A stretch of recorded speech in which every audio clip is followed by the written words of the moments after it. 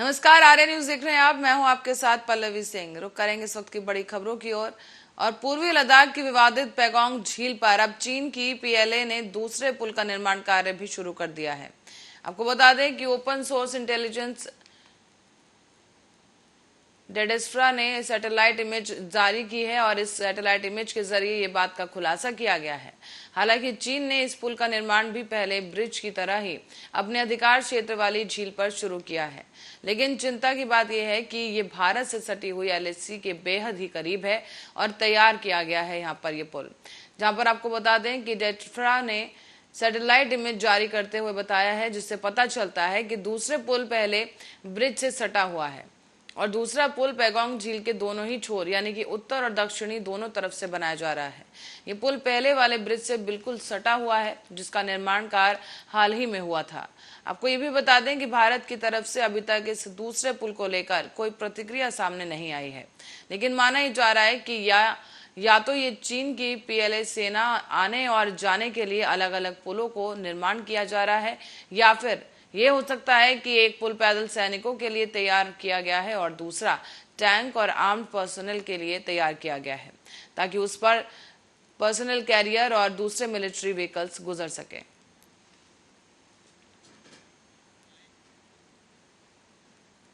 और श्रीलंका के प्रधानमंत्री रनिल विक्रमसिंघे ने बुधवार को संसद में कहा कि देश को विश्व बैंक से 16 करोड़ डॉलर की सहायता मिली है। उन्होंने ये भी कहा कि आर्थिक संकट के कारण देश में ईंधन और गैस की कमी होने से और इसके खिलाफ यहां पर विरोध प्रदर्शन को देखते हुए इस आर्थिक सहायता में से कुछ हिस्सा ईंधन खरीदने के लिए उपयोग करने की संभावना तलाशी जा रही है। विक्रमसिंघे ने यह भी कहा कि विश्व बैंक से 16 करोड़ डॉलर मिले हैं और एशियाई विकास बैंक से भी अनुदान मिलने की उम्मीद है। साथ ही कहा जा रहा है कि विश्व बैंक से मिले धन का उपयोग ईंधन खरीदने के लिए नहीं किया जा सकता। विक्रमसिंघे ने यह भी कहा कि हालांकि हम पता लगाने की कोशिश कर रहे हैं कि क्या इसके कुछ हिस्से का उपयोग ईंधन खरीद के लिए किया जा सकता है। विक्रमसिंघे ने यह बात बताई और कहा कि राष्ट्र को संबोधित करते हुए कहा गया कि भारत से मिले कर्ज के तहत पेट्रोल की 2 और खेप इस सप्ताह और 29 मई तक आने वाली हैं।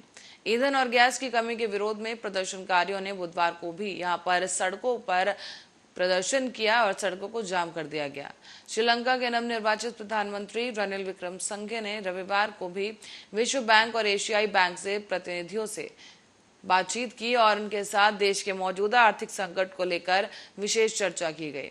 तो वहीं गंभीर आर्थिक संकट से जूझ रहे श्रीलंका को भारत ने भी 4 लाख मीट्रिक टन से अधिक डीजल वाली 12वीं खेप की आपूर्ति की है। आपको बता दें, कोलंबो स्थित भारतीय उच्चायोग ने ट्वीट कर कहा कि 12वीं खेप और 4 लाख मीट्रिक टन ईंधन की आपूर्ति कर दी गई है। भारत द्वारा रियायती ऋण योजना के तहत कोलंबो को डीजल की ताजा खेप की आपूर्ति की गई और गौरतलब है कि श्रीलंका 1948 में आजादी के बाद से अपने सबसे बुरे आर्थिक संकट से गुजर रहा है।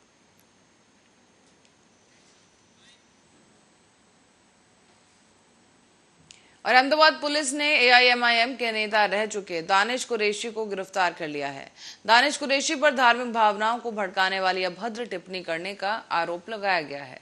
सोशल मीडिया पर भड़काऊ टिप्पणी करने के बाद अहमदाबाद पुलिस ने उन्हें गिरफ्तार किया। साथ ही दानिश कुरैशी के खिलाफ धार्मिक भावनाओं को आहत करने के लिए कई धाराओं के तहत मामला दर्ज किया गया है। दानिश कुरैशी के खिलाफ आईटी एक्ट और आईपीसी की धारा 153A, 295A के तहत एफआईआर दर्ज की गई।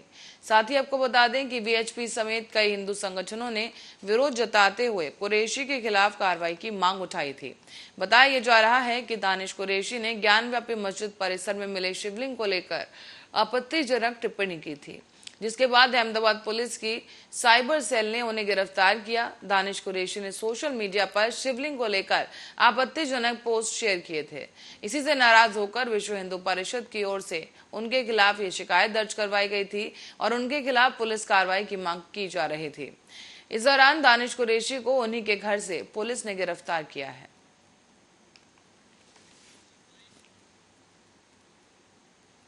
और दिल्ली के उपराज्यपाल अनिल बैजल ने इस्तीफा दे दिया है। सूत्रों के मुताबिक उन्होंने निजी कारणों का जिक्र करते हुए अपना इस्तीफा राष्ट्रपति रामनाथ कोविंद को भेज दिया है। पूर्व आईएएस अधिकारी बैजल को 31 दिसंबर 2016 को उपराज्यपाल नियुक्त किया गया था। उन्होंने नजीब जंग की जगह ली थी और अटल बिहारी वाजपेयी के कार्यकाल में बैजल मुख्य सचिव रह चुके हैं। बैजल का इस्तीफा स्वीकार होने के बाद अब जल्द ही सरकार नए उपराज्यपाल की घोषणा कर सकती है। बैजल ने 31 दिसंबर 2021 को उनके कार्यकाल के 5 साल पूरे कर लिए थे। 5 साल से अधिक समय के कार्यकाल के दौरान कई ऐसे मौके आए जब उनकी दिल्ली की केजरीवाल सरकार से टकराव देखने को मिला।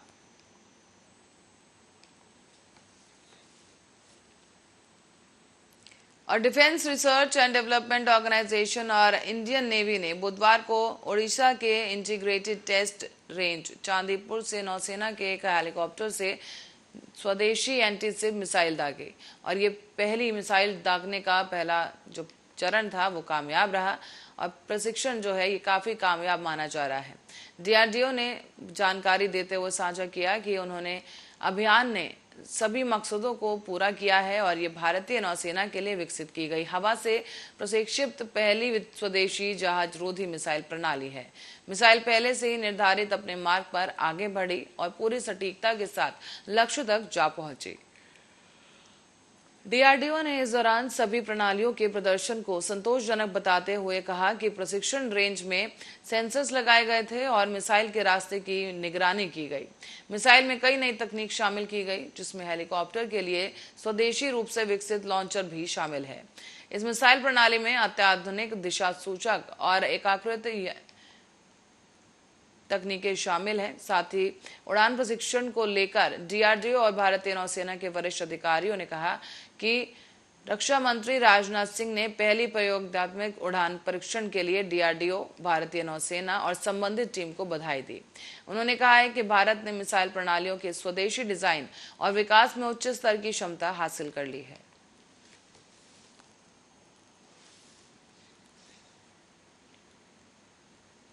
कांग्रेस नेता राहुल गांधी ने एक बार फिर से भारत की तुलना श्रीलंका से कर दी।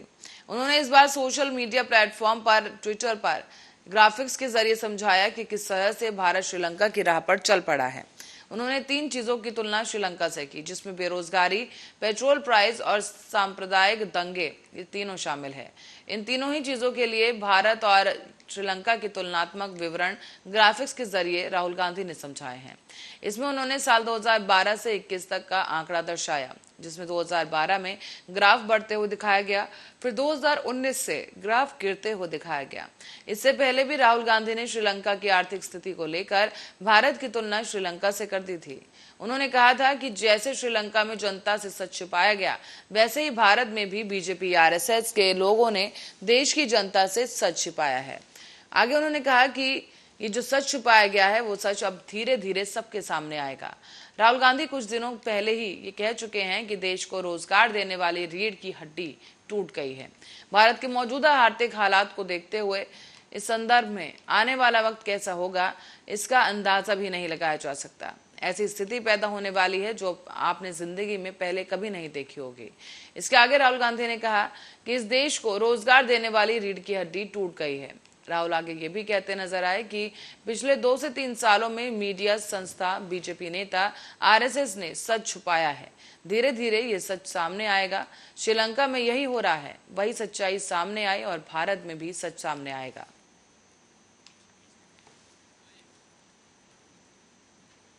और करेंगे अगली खबर की ओर। ज्ञानव्यापी मस्जिद परिसर से मिले शिवलिंग को लेकर अब आपत्तिजनक पोस्ट करने वाले दिल्ली यूनिवर्सिटी के प्रोफेसर रतन लाल के खिलाफ केस दर्ज कर लिया गया है। डीयू के प्रोफेसर रतन लाल पर धार्मिक भावनाओं को आहत करने का आरोप है और धार्मिक भावनाओं के भड़काने के आरोप में उनके खिलाफ ये केस दर्ज किया गया। दरअसल शिवलिंग को लेकर एक आपत्तिजनक पोस्ट किया गया था और ये पोस्ट करने वाले दिल्ली यूनिवर्सिटी के प्रोफेसर रतन लाल हैं, जिनके खिलाफ दिल्ली पुलिस ने शिकायत दिल्ली पुलिस को की गई थी और वकील विनीत जिंदल ने डीयू प्रोफेसर के खिलाफ हिंदू धर्म की भावनाओं को आहत करने का आरोप लगाते हुए एफआईआर दर्ज करते हुए कार्रवाई की मांग की थी। डीयू में हिंदू कॉलेज के प्रोफेसर रतन लाल ने अपने पोस्ट में कहा कि उन्होंने कुछ भी गलत नहीं लिखा है। प्रोफेसर ने कहा कि वो माफी नहीं मांगेंगे और अपनी बात को कोर्ट में रखेंगे। उन्होंने एक बार फिर से दोहराते हुए कहा कि जो शिवलिंग की बात कही जा रही है वो तोड़ा हुआ नहीं लग रहा है, काटा हुआ लग रहा है। प्रोफेसर के खिलाफ north district cyber police station में आईपीसी की धाराओं में मामला दर्ज किया गया। और जांच शुरू कर दी गई है।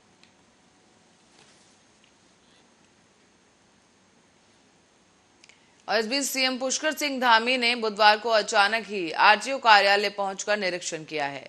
यहां पर कई अनियमितताओं को लेकर उन्होंने तुरंत ही आरटीओ दिनेश पोठोई को सस्पेंड कर दिया, जिसके दौरान करीब 80% कर्मचारी अनुपस्थित मिले। सीएम ने सुबह सुबह ही इस तरह के निरीक्षण पर पहुंचने से विभागीय कर्मचारियों में हड़कंप मच गया। तो वहीं कर्मचारियों को समय पर दफ्तर आने का फरमान सुनाने के बाद बुधवार को ही मुख्यमंत्री पुष्कर सिंह धामी अचानक आरटीओ ऑफिस पहुंचे। यहां करीब 80% कर्मचारी ड्यूटी से नदारद मिले। इसी दौरान मुख्यमंत्री ने आरटीओ को सस्पेंड कर दिया है। सीएम के एक्शन के बाद से अन्य विभागों में भी हड़कंप है। साथ ही उन्होंने कर्मचारियों और अधिकारियों को सख्त हिदायत देते हुए कहा कि आगे से इस तरह की अनियमितताएं न हो। और आपको ये भी बता दें कि मिली जानकारी के अनुसार आरटीओ के साथ साथ एआरटीओ के खिलाफ भी सस्पेंड करने की कार्रवाई की गई। आपको बताते चलें कि कई अधिकारी ऐसे पाए गए जो सुबह निर्धारित समय तक भी नहीं पहुंचे थे। अधिकारी और कर्मचारियों को नोटिस जारी करने के आदेश भी अब जारी कर दिए गए हैं। और मुख्यमंत्री को आरटीओ कार्यालय में अनियमितताओं की लगातार शिकायतें मिल रही थी। विभागीय सूत्रों के मुताबिक अभी कई और प्रोफेसर ऐसे हैं जिन पर गाज गिर सकती है।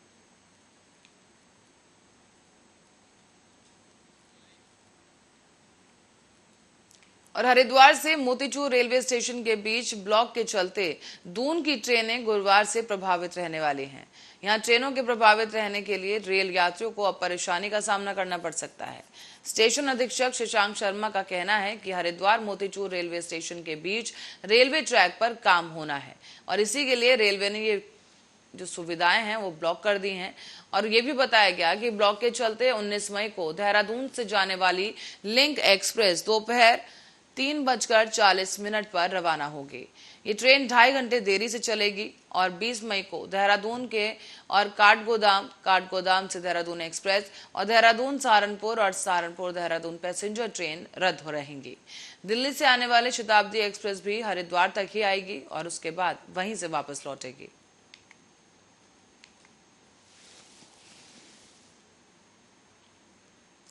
तो वहीं ज्ञानवापी मस्जिद के सर्वे के मामले में अब समाजवादी पार्टी की नेता रुबीना खानम का एक बड़ा बयान सामने आया। उन्होंने कहा कि अगर मंदिर को तोड़कर ज्ञानवापी मस्जिद बनाई गई है तो मुस्लिम भाइयों को उस जमीन को हिंदू भाइयों को दे देना चाहिए। रुबीना ने ये वीडियो बनाया है जिसमें उन्होंने बयान दिया है। और आपको ये भी बता दें कि हिजाब प्रकरण में भी उन्होंने बयान दिया था, जिसके बाद रुबीना सुर्खियों में आ गई। उन्होंने हिजाब पर बयान दिया था कि अगर कोई हमारे हिजाब पर हाथ डालेगा तो उसके हाथ काट दिए जाएंगे। रुबीना ने लाउडस्पीकर को लेकर भी कहा कि मुसलमानों को छेड़ने की कोशिश मत करो, ऐसा नहीं हुआ तो हम महिलाएं मंदिरों के बाहर बैठकर लाउडस्पीकर पर कुरान का पाठ करेंगी। रुबीना ने वीडियो में बताया कि मैं मानती हूं कि इस मामले में हिंदू पक्ष जो दावा कर रहा है वो ज्ञानवापी मस्जिद वाराणसी प्राचीन काल में अगर मंदिर था और किसी शासक ने बलपूर्वक इस मंदिर को तोड़कर वहां मस्जिद बनाई थी, अगर ये साबित हो जाता है तो हमारे मुस्लिम समाज, धर्मगुरु, उलेमा को जमीन हिंदू पक्ष को वापस दे देनी चाहिए। उन्होंने ये भी कहा कि उलेमा को समझना चाहिए कि किसी भी कब्जा की गई जमीन पर और किसी भी छीनी हुई जमीन पर या बलपूर्वक कब्जा किया गया अगर हो जमीन पर तो हमारे इस्लाम में वहां पर नमाज पढ़ना हराम है। ये बात मुस्लिम समाज के लोगों को समझनी चाहिए।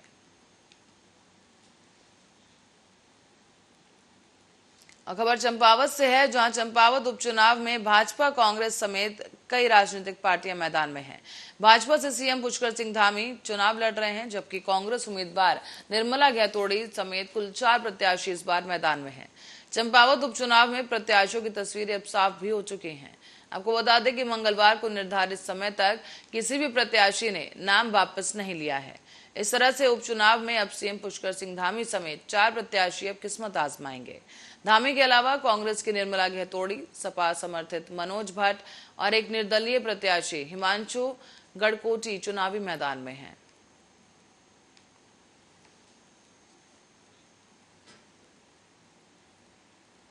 और इसी बीच उत्तर प्रदेश के संसदीय इतिहास में 6 जुलाई को कांग्रेस अपने सबसे खराब दौर में प्रवेश करेगी।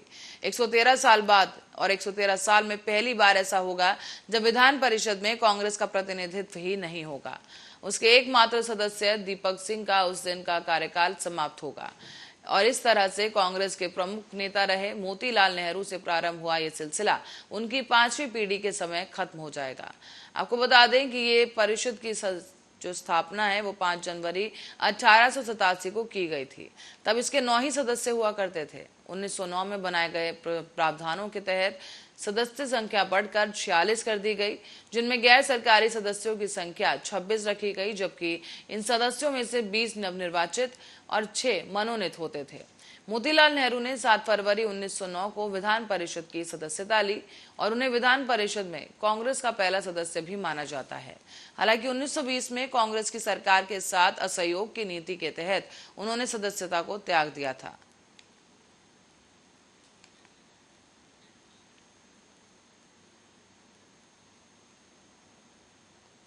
और आरएसएस प्रमुख मोहन भागवत के बंगाल दौरे को लेकर सियासी गलियारों में अभी से हलचल तेज हो गई है।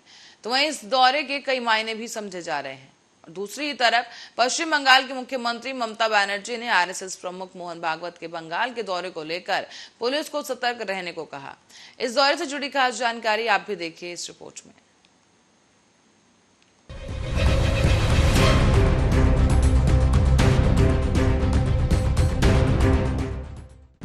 बंगाल के रण में आरएसएस प्रमुख का आगमन, मोहन भागवत के दौरे से आखिर क्यों बौखलाई सूबे की मुखिया ममता बनर्जी? क्या है इस दौरे के पीछे का एजेंडा?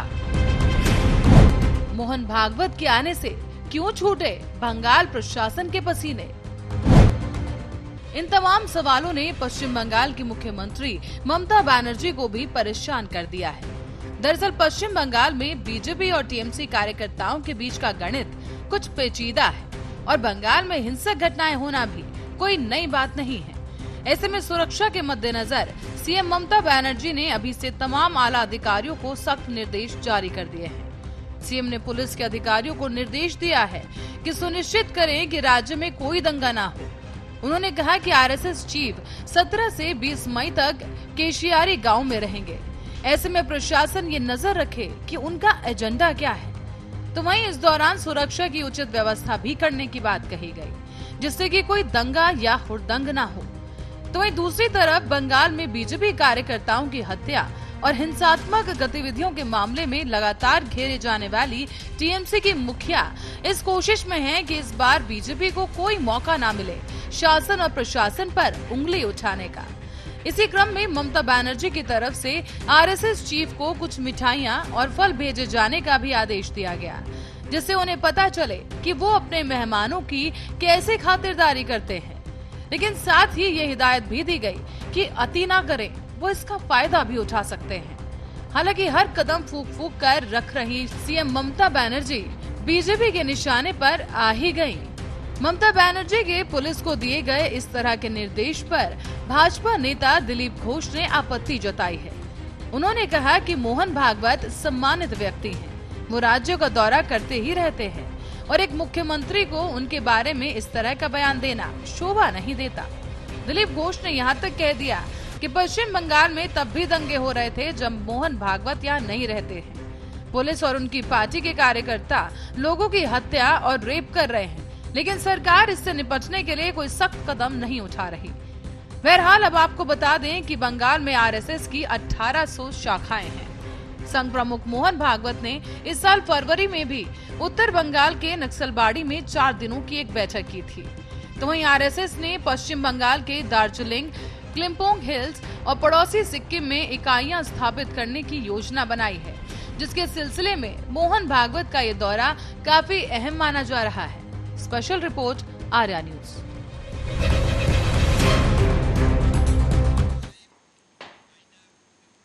और इसी रिपोर्ट के साथ ही बुलेटिन में फिलहाल के लिए इतना ही। आप बने रहे हमारे साथ, देखते रहे आर्या न्यूज।